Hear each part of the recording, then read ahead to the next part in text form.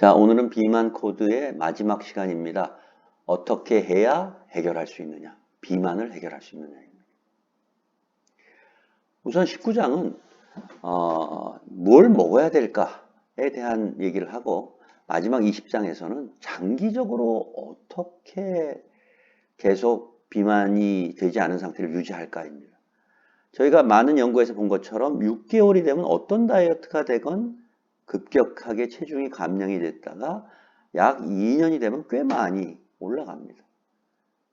그러니 19장에서는 호르몬 이론에 근거한 다이어트, 20장에서는 유지하는 것, 그렇게 알아보도록 하겠습니다.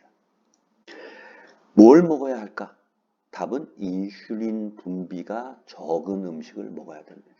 인슐린 분비를 많이 하는 건 뭘까요? 과당입니다. 설탕이죠. 그러면 인슐린 올라갑니다. 인슐린 저항성 생기면 더 올라갑니다. 두 번째는 정제된 탄수화물입니다. 세 번째는 너무 많이 먹게 되면 안 되는 동물성 단백질입니다. 스트레스 받으면 코르티솔 나오고 인슐린 나옵니다.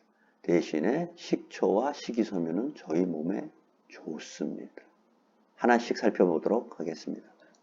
제일 처음은 설탕의 양을 줄이는 겁니다. 제일 첫 번째, 설탕통은 치우시고 알룰로스 등 대치품으로 사용을 하십시오. 그런데 사람들이 묻습니다. 설탕을 얼마나 줄여야 하냐? 이거는 담배를 얼마나 줄이면 건강해질까 하고 같습니다. 담배는 끊어야죠. 설탕도 끊으십시오. 대신에 대용품을 사용해서 단맛을 느끼십시오. 너무 쉽게 먹을 수 있는 설탕이 들어가 있는 프라푸치노, 핫초콜릿, 에너지 드링크, 초콜릿 딸기 우유를 마시지 마십시오. 디저트도 설탕이 듬뿍 들어있는 케이크보다는 과일, 치즈, 견과류, 그리고 70% 이상 초콜릿이 함유되어 있는 다크 초콜릿을 드십시오. 또한 식사 사이에는 스낵을 먹지 않는 것이 좋습니다.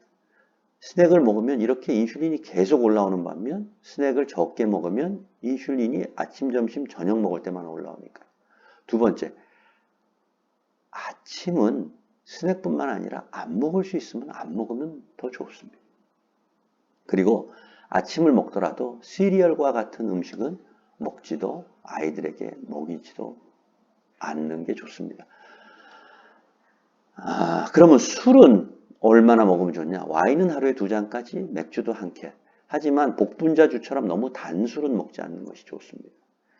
가장 좋은 음료는 물, 탄산수에 레몬이나 오일을 곁들여 먹으면 좋고요. 커피는 생각보다 폴리피놀이 저희 몸에 이로운 작용을 많이 하기 때문에 6잔까지도 괜찮습니다. 그리고 버터를 한 1-20g 넣어서 갈아서 마시면 맛도 좋고 아침 대용으로 해서 인슐린이 나오지를 않고 배가 고프지 않아서 아침 대용은 아주 좋습니다. 녹차, 그리고 카모마일, 민트, 진저, 히비스커스 등의 아주 맛이 풍부한 차는 언제든지 마셔도 좋습니다. 하루 여러 번 마셔도 좋고요. 또 사이다 콜라 같은 것 대신에 닭이나 소나 돼지의 뼈를 우려서 만든 육수는 건강에 무지하게 좋습니다. 정제된 곡류를 적게 먹는 게 좋습니다. 밥 한 공기, 무게로는 200g, 칼로리로는 300칼로리, 탄수화물은 65g 정도 있습니다. 대신에 칼리플라워 라이스로 대체를 하면 같은 한 200g 정도의 실제로 탄수화물의 양은 10g 미만입니다. 그러니까 훨씬 줄어들죠. 두 번째로 빵이 3덩어리면 100g인데 탄수화물이 56g입니다. 키토 빵을 만들면 같은 100g에 탄수화물이 4.7g입니다. 국수는 100g에 60g 정도의 탄수화물이 있지만 저희가 호박을 가지고 국수처럼 만들어서 파스타를 먹으면 같은 100g의 탄수화물은 6.5g입니다. 거의 10분의 1 수준으로 줄어드는데 이렇게 적게 먹으면 인슐린은 절대적으로 적게 나옵니다. 더더군다나 이 호박이라든지 칼리플라워 라이스에는 섬유질이 풍부합니다. 단백질은 적당히 먹어야 됩니다. 적당량은 저희가 봤을 때 총 열량의 20에서 30%를 단백질에서 섭취를 한다면 여자의 경우 75g, 남자의 경우 90g입니다. 근데 이게 순수 단백질이지 고기의 무게가 아니기 때문에 불고기 100g당 17g, 등심이 18g, 돼지 불고기 양념 포함했기 때문에 13g, 삼겹살 17g, 기름이 너무 많아서요. 돈가스 22g, 그리고 새우, 대구, 오징어에 각 20g 정도 있습니다. 그러니까 보통 저희가 생각하기에 일반적인 고기면은 20g을 생각하시면 됩니다. 남자의 경우 매끼 30g의 단백질을 섭취한다고 봤을 때 아침에 30g을 먹으려고 하면 보통 계란 2개, 베이컨 2줄, 우유 1팩이면 26g 정도가 됩니다. 프로틴 쉐이크에 우유를 타서 먹으면 우유 1컵, 프로틴 쉐이크 같이 먹으면 그것도 한 26g 정도 될 거예요. 나가서 점심, 저녁을 먹는다고 쳤을 때는 돈가스가 굉장히 먹기가 용이합니다. 돈가스 파는 데가 많아서. 불고기, 제육, 백반 뭐 이런 정도가 되겠죠. 그럴 경우에는 150g을 드시면 됩니다. 두부, 반모, 생선도 150g 정도 드시기를 권장드립니다. 천연지방을 많이 먹어라. 왜? 단백질, 탄수화물보다 인슐린을 덜 촉진합니다. 얼마나 덜 촉진할까요? 탄수화물을 먹으면 인슐린이 110까지 올라갈 때 단백질은 그것의 반, 지방은 그것의 약 3분의 1 정도 됩니다. 그렇기 때문에 살이 안 찝니다. 지방을 먹는데 살이 안 찐다. 말이 안 되는 것 같지만 사실이고 과학적입니다. 어떤 지방이냐? 천연지방, 올리브유, 버터, 코코넛유, 소기름, 돼지기름. 우리나라에서 1970년 이전에 주로 먹던 지방들이겠죠. 또 좋은 지방으로는 가열하지 않고 압착으로만 만든 엑스트라 버진 올리브유. 좋습니다. 이걸 먹으면 염증도 감소하고 콜레스테롤도 내려가고 혈압도 내려갑니다. 또 견과류, 호두나 알몬드도 오메가3가 많고 탄수화물 비율이 낮고 천연섬유가 좋은 거죠. 우유도 가능하시면 지방을 빼지 않은 탈지우유가 아닌 전지우유를 드시는 것을 권장드립니다. 식물 중에는 나무에서 열리는 과일인 아보카도를 먹으면 비타민, 칼륨, 섬유질이 풍부하고 지방 비율도 대단히 좋습니다. 이러한 지방들을 많이 먹기를 추천합니다. 다섯 번째로 섬유질과 식초 같은 것을 많이 먹으면 인슐린 분비가 많이 줄어듭니다. 그렇게 해서 저희가 식초를 뿌려 먹거나 피클을 먹거나 또는 가능하면 이펄이나 이런 야채들을 먹으면서 섬유질을 같이 먹는 것이 굉장히 좋습니다. 이렇게 먹으면 단기적으로 감량 효과가 나타납니다. 하지만 길게 어떻게 유지할까 하는 것은 다음 장에서 살펴보도록 하겠습니다. 결국은 저희가 인슐린 저항성이 생기면 자꾸 배가 고파지고 배가 고프면 먹고 인슐린 나오고 인슐린 많이 나오면 포도당은 빨리 흡수되고 포도당이 없으면 배고프고 그럼 먹고 이런 악순환의 연속인데 이런 악순환을 끊는 방법은 두 가지입니다. 두 번째 시간에서 배웠던 인슐린 저항성이 일어나는 근본 원인은 일단 근육세포에서 잉여 포도당을 글리코겐으로 저장할 수 있는 캐파가 적어서 그래요. 그런데 45분만 다리 운동을 하면 이것이 일반인이 글리코겐을 저장할 수 있는 정도로 양이 증가합니다. 그러니까 운동해야 되고요. 두 번째는 이렇게 끊임없이 먹는 것 대신에 어떻게 되면 단식을 해야 됩니다. 밥을 안 먹으면 어떻게 될까요? 인슐린 자동적으로 안 나오겠죠? 인슐린이 안 나오면 세포 내부에 있는 영양분을 쓰겠죠. 글리코겐이나 또는 지방을 쓰겠죠. 지방을 분해할 거고 그러면 배가 고프지 않을 겁니다. 왜냐하면 충분히 지방을 분해해서 거기서부터 영양분이 나오기 때문에 단식이 쉬워질 거예요. 지방을 먹으면 살이 찐다. 그렇게 우리가 생각했던 것처럼 단식에도 굉장히 선입견이 많습니다. 우선 단식하면 배가 고파서 못 견딘다. 단식하면 기초대사량이 떨어진다. 단식 끝나고 나서 더 먹어서 살이 더 찐다. 또 저혈당에 빠진다. 등등 있습니다. 한번 알아보겠습니다. 저희가 음식을 섭취한 직후에는 인슐린 농도가 올라가고 포도당을 근육이나 뇌조직에서 에너지로 사용합니다. 그러고도 남은 것은 간에서 글리코겐으로 저장합니다. 6시간이 지나고 나면 이제 먹었던 탄수화물은 없습니다. 그러니까 글리코겐을 분해해가지고 포도당을 만들어서 씁니다. 그런데 24시간 정도 쓸 수 있습니다. 왜냐하면 글리코겐이 몸에 한 600g, 2400칼로리 정도 있으니까 그게 다 쓰고 나면 이제는 글리코겐도 없어요. 그러면 어떻게 하냐면 간에서 가지고 있던 아미노산과 글리세롤을 분해해서 새로운 포도당을 만듭니다. 그러니까 글리세롤도 만들고 아미노 애시드를 가지고 새로운 그 포도당 신생합성이라고 합니다.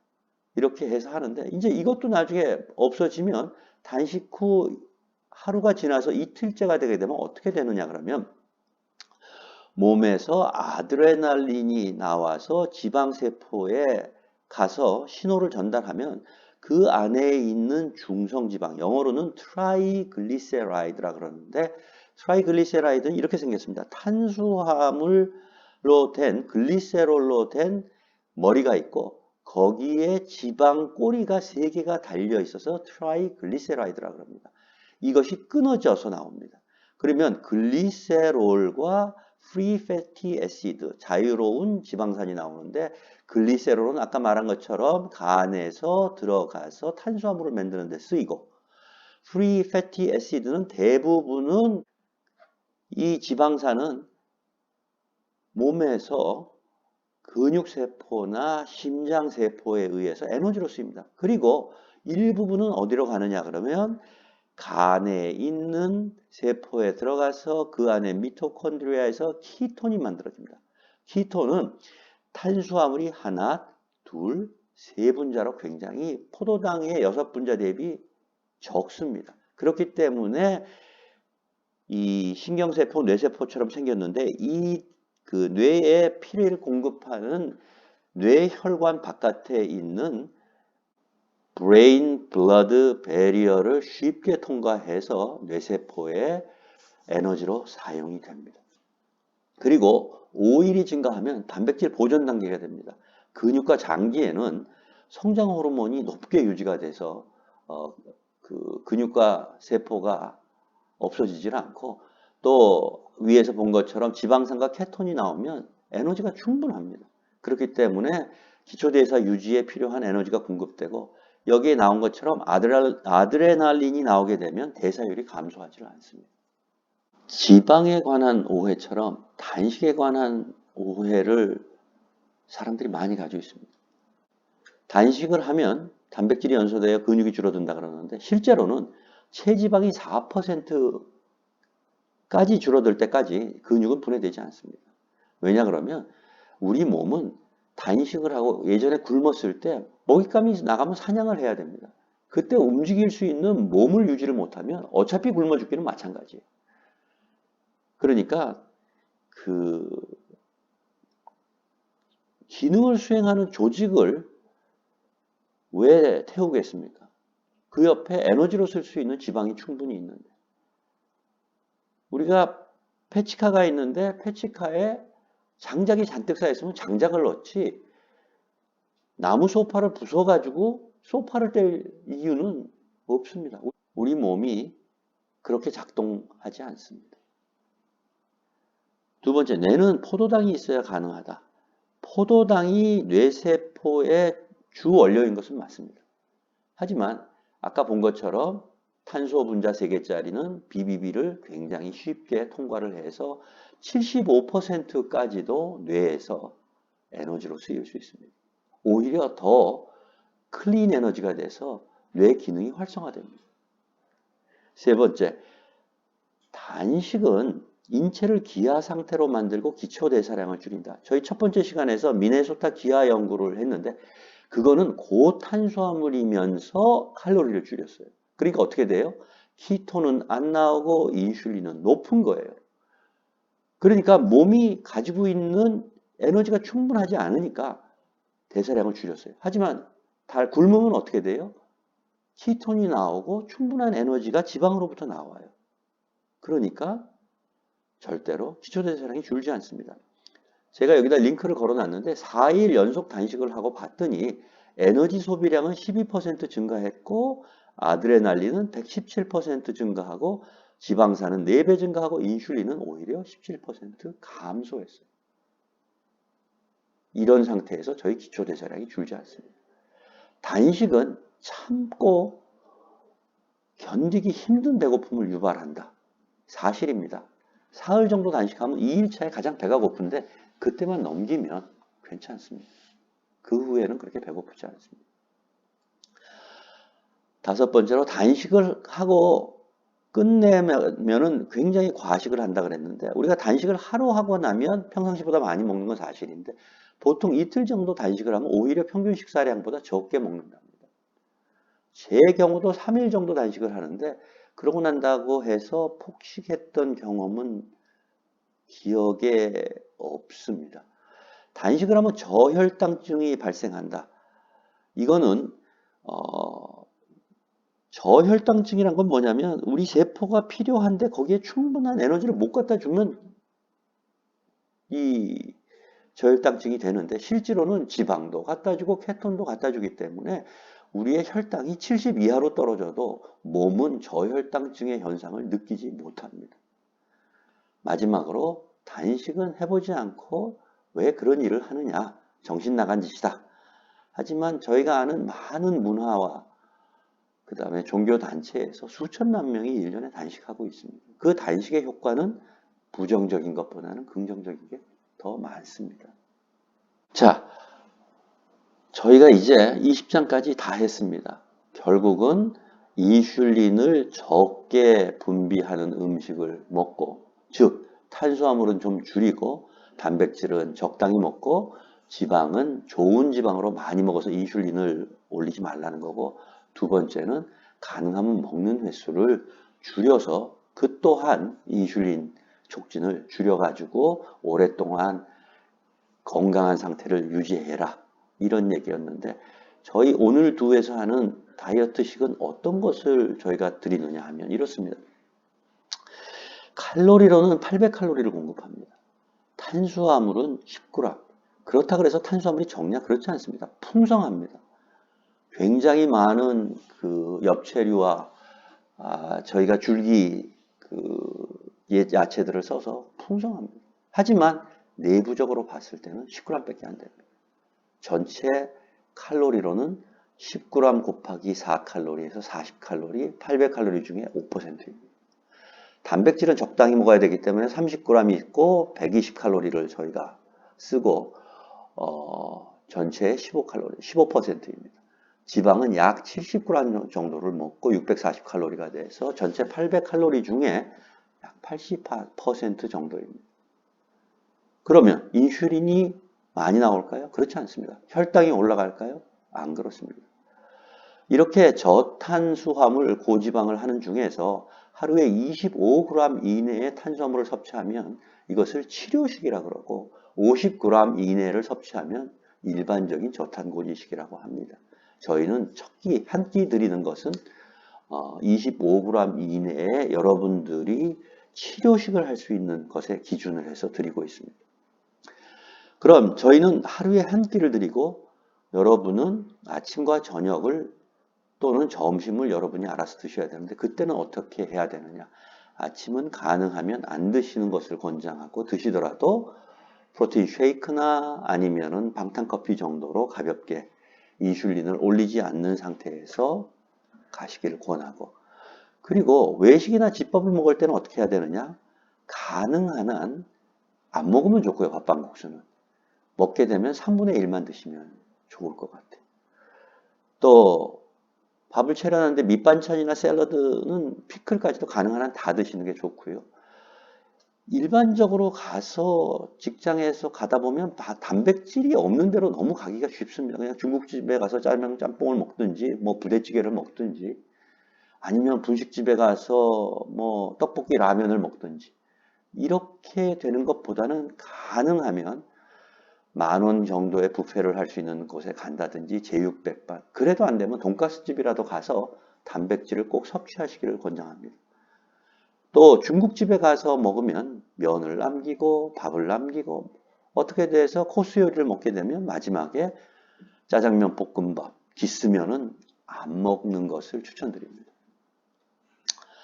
사람이 살다 보면 제 의사와 관계없이 피자 파스타 집으로 갈 수가 있습니다. 그러면 그냥 다 잊어버리시고 신나게 드세요. 대신에 그 다음 끼는 건너뛰시면 참 좋습니다.